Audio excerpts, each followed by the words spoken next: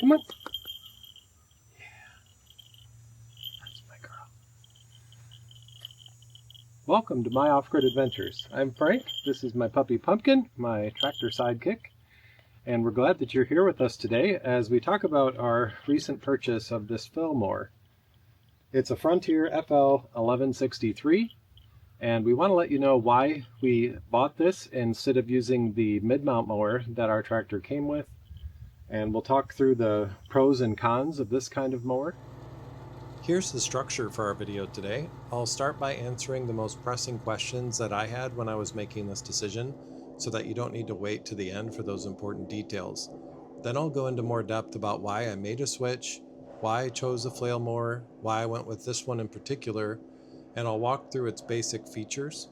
I'll also demonstrate how it cuts grass, how it handles tall brush, and how it mulches small trees and limbs. So that's where we're headed.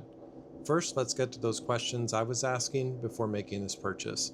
Can it cut grass as well as a finish mower or a rotary mower? How does it compare to a brush hog? Should I get hammer blades or Y blades? For those who don't want to stick around for the whole video, I'll cut to the chase by saying that it does a surprisingly great job cutting grass. It clears paths through tall brush in a single pass, just like any good brush hog. And it easily blazes new trails through the woods, mulching up small trees and limbs like they were never there. As far as the decision whether you should go with hammer blades or Y blades, hammer blades are more versatile for a variety of jobs, so unless you're only mowing lawns, I recommend going with hammer blades. Yes, a flail mower does cost more money, but it does the job of 2 or 3 implements. It requires less space for storage than the alternatives, and it's more maneuverable in tight spaces than the other options. If that's all you were looking for when you clicked on this video, I hope it helps, but stick around if you want more detail or if you want to see this flail mower in action. Next, I want to share why I stopped using my mid-mount mower. The person I bought this John Deere 3033R compact tractor from had it customized for lawn mowing in particular. He had turf tires on it, and a mid-mount belly mower, which was a 60D AutoConnect deck by John Deere. I don't know how he used it, because I could never get the deck to lift high enough to keep the front end from dragging, leaving a deep trench wherever I went. I fought this for 2 years. I even had a friend who knows a lot more about tractors than I do take a look at it, and we couldn't get anywhere with it. At the start of summer this year, I had the local John Deere dealership send out their ag technician to help me put this on. He fought it for over 2 hours and still couldn't get it right either. His frustrated conclusion was that this just isn't the right mowing solution for my tractor. I know that these AutoConnect decks can be easy for some people to use because I've seen that on videos, but I wasn't going to fight it every time I needed to mow. Once I knew that this wasn't going to work, I was faced with a lot of options. Why did I go with a flail mower instead of a finish mower, rotary mower, or a brush hog? And why did I go with this model by Frontier? Well, I was never seriously considering a brush hog because I have a lot of lawn that I want to mow, and I want it to look as nice as possible. I didn't go with a finish mower or a rotary mower for 2 reasons. First, I wanted to use the same implement to clear tall brush, which might contain sticks and limbs, and the finish and rotary mowers are too limited in those areas. The second reason is their size. They're very large, especially rotary cutters, and I don't have a good place to store one. That length also limits your maneuverability, and I have a lot of tighter spaces to get into, so I wanted something that could be more compact. The last reason that I went with a flail mower is that in addition to mowing our groomed areas, it was a big bonus to be able to blaze new trails with it. It also maintains trails really well because it mulches fallen sticks while it mows. It's become my favorite 3-point attachment over the last few weeks, and that used to be my rake. So that's why I chose a flail mower over the other mowing options. But why did I choose a Frontier FL1163? I considered the Del Marino funny flail mower. It's cheaper, has a good track record, good reviews, it's sold locally, and it has similar features. But there are 2 reasons why I went with the Frontier instead. The main reason is that I like to give my business to the local John Deere dealership that I've come to trust. I knew they'd give me a fair price for my trade. I knew they'd get it all set up correctly for me, and since I use them a lot, they've earned my business. The second reason why I went with Frontier is that I've been burnt on other third-party brands. I bought a defective and completely useless stump bucket from a Michigan manufacturer.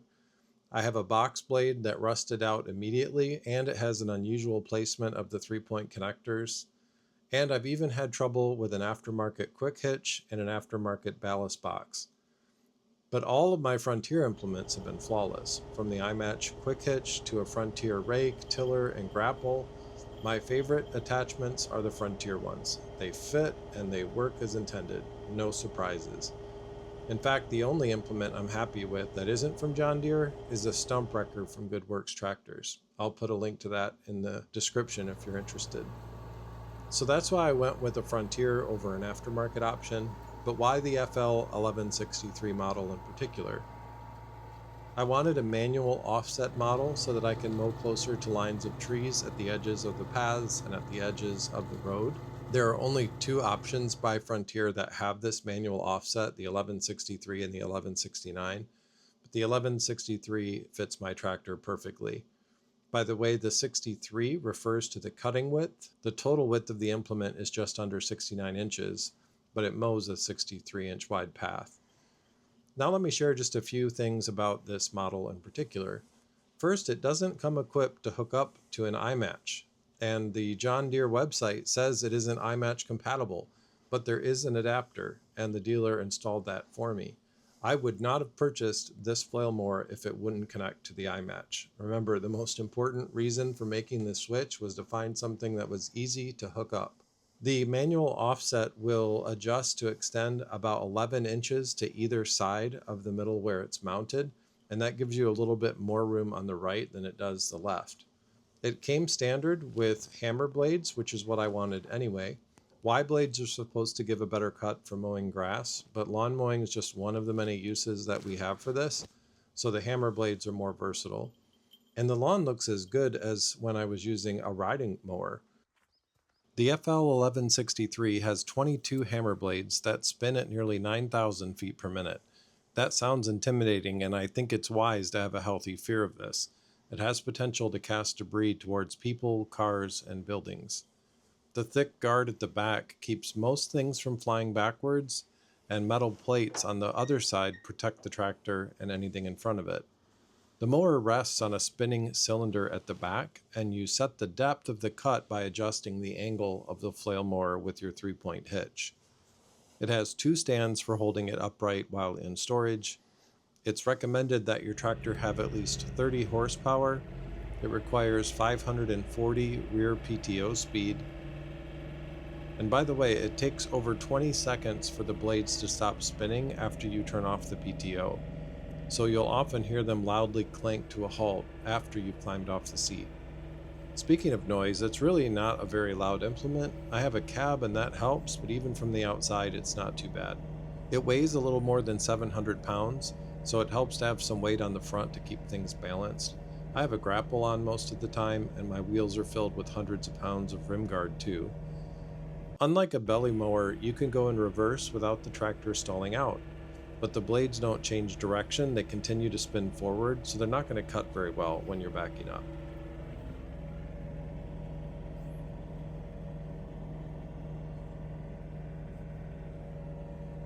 Let's take a look at this in action now, starting with how it cuts grass.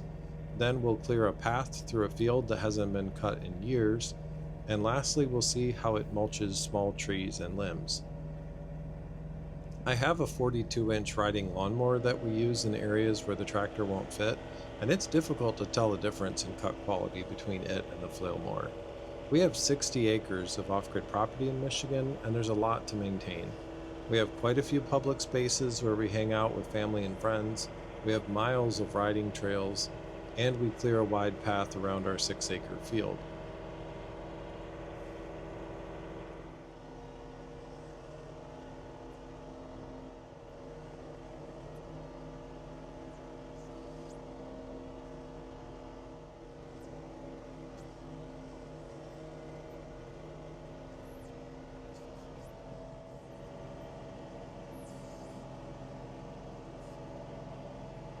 Now let's take it into the 6-acre field.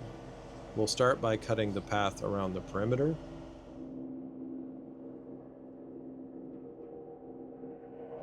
Now let's make a new trail across the field. This has never been mowed, at least not in the last few years.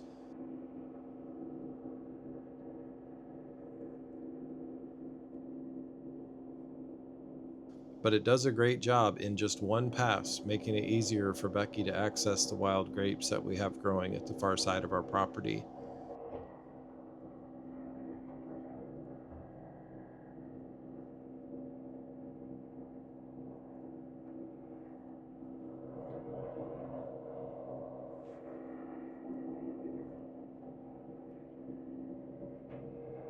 So we've seen how well the flail mower can do with grass and with brush, but what about thick areas that have small trees and fallen sticks and limbs?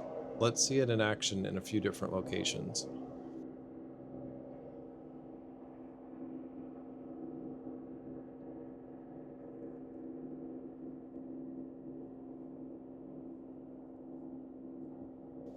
If you go slow enough and you have it set to the right depth and at the right angle, it can turn trees and sticks of about an inch or an inch and a half in diameter to mulch.